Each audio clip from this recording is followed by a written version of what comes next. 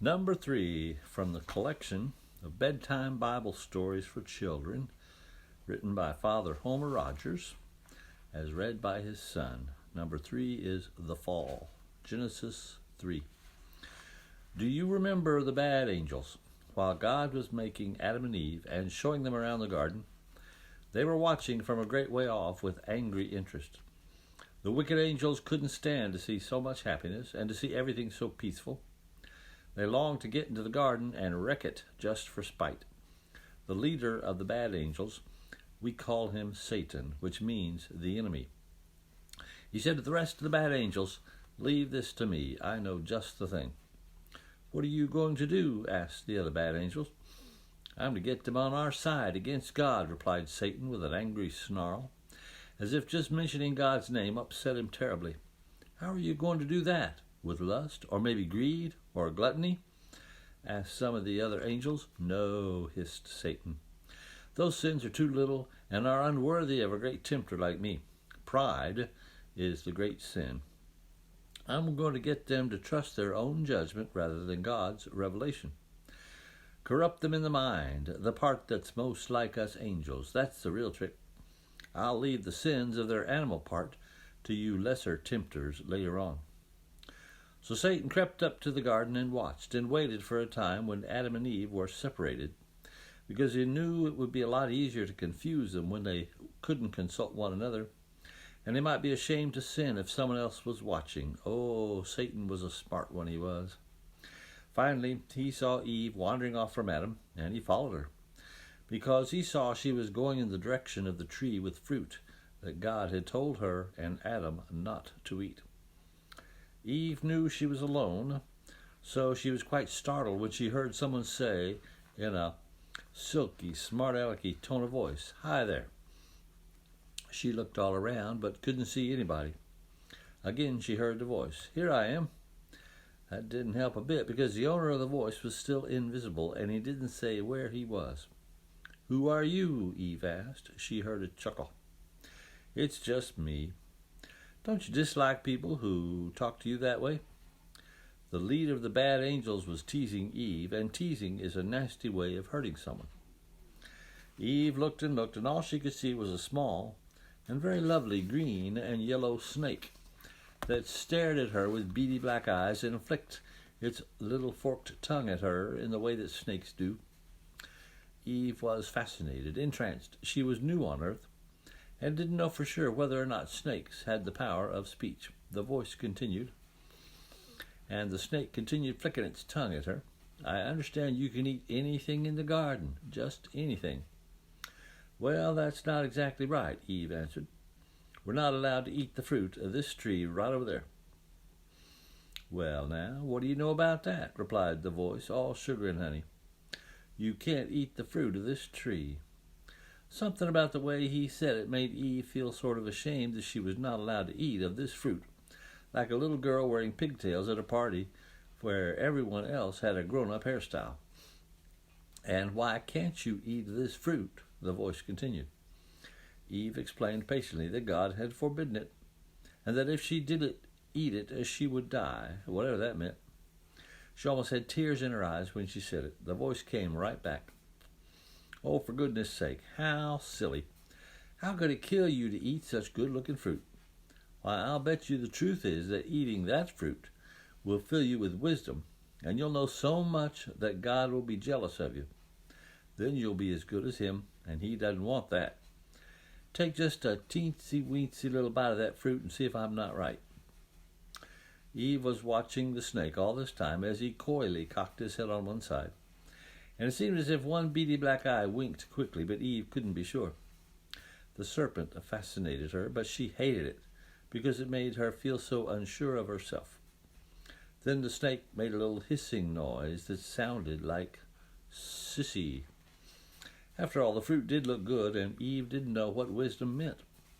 But it sounded so grown-up and sophisticated, and besides, who did God think he was telling her what she could and couldn't do, and she wasn't going to let any snake hiss sissy at her and get away with it, and before she knew it, she was biting down on the fruit, and it tasted delicious. And then the strangest thing happened inside her. For the first time in her short life, she really noticed herself. Before, she had been too busy being happy and enjoying all the wonderful things God had made and put in the garden. But now, suddenly, she seemed quite painfully aware of herself. She seemed terribly alone. She looked for the snake, thinking that even that might afford her some company, but the snake had vanished into the grass. She suddenly became terribly afraid. All she could think of was finding Adam right away.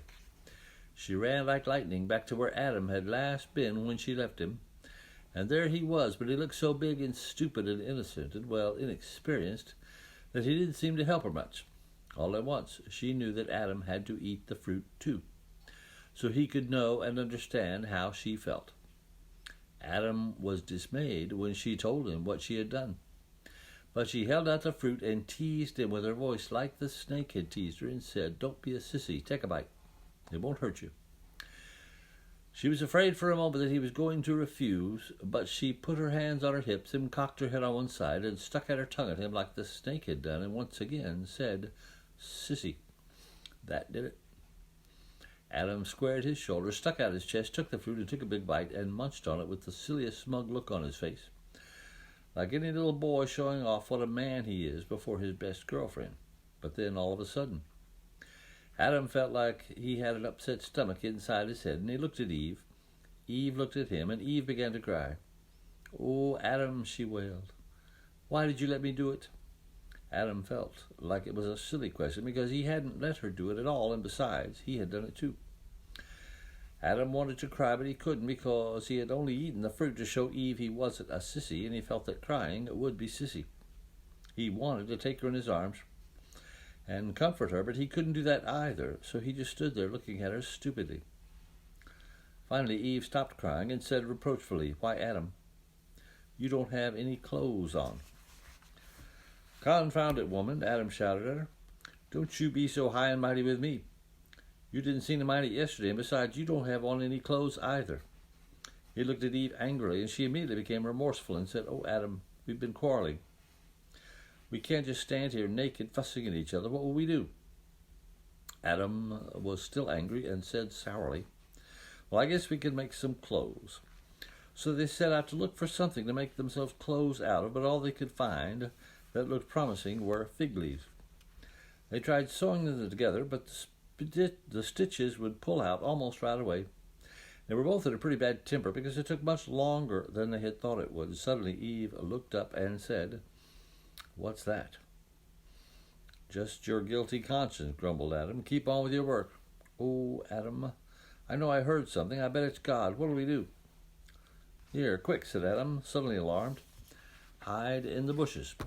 Sure enough, it was God, and he called out and said, "Adam, where are you?" Adam knew he couldn't hide himself any longer, so he stepped out, clutching the ragged fig leaf apron, and said, "I was hiding because I was naked." God said, "Adam, you've eaten that fruit. I told you it would make trouble." Adam blushed all over, but he just couldn't bring himself to be completely honest, so he blamed it on Eve. "She told me to do it," he said lamely, pointing at Eve, and Eve was just as bad as Adam. She blamed it on the snake. Now God was more sorry for them than he was angry. He said to Adam and Eve, "You're going to have trouble with that snake from now on. There will be constant warfare between your children and the snake, and mankind will be badly wounded in the battle. But one day, one of your sons will come along who will defeat the snake utterly." And God said to Eve, "Now you must mind Adam and do what he tells you, and don't go wandering off by yourself like that." Then he said to Adam, "Because you let Eve tempt you and ate the fruit I told you not to eat, you are going to have to work much harder than you ever imagined for your food. That's just the way it is. You're like spoiled children, both of you, and the only way you'll ever amount to anything is through pain and sorrow and hard work. I'm sorry, but one day you will die, and it wouldn't have been necessary at all if you had obeyed me. There's some of the fruit in this garden that's much too dangerous to leave around in front of such disobedient children. You'd better leave the garden." Adam and Eve looked about them, and all the flowers were wilted, and the birds had stopped singing, and the leaves of the trees were turning brown and dropping off the branches. Eve stepped on a nettle with her bare feet and did a little painful dance and said, "Ouch." God said, "Those fig leaf clothes are no good. Here, wear this." He handed them some clothes made of soft leather, and Adam and Eve got into their new clothes and felt better a little. Then they wandered off, sad and downcast, and they passed a lion that only yesterday had been friendly. But he snarled at them, and they ran. When they finally stopped for breath in a little thicket of brambles, what did they see but that same little green and yellow snake, and he hissed at them. And it sounded like he was saying, "Sissy." And they ran again, and as they glanced back fearfully over their shoulders, they saw something huge and terrible like a cloud, or was it an angel? And things like lightning flashes danced all around its head, but it might have been a flaming sword, and they were so afraid that they didn't dare to go back that way again.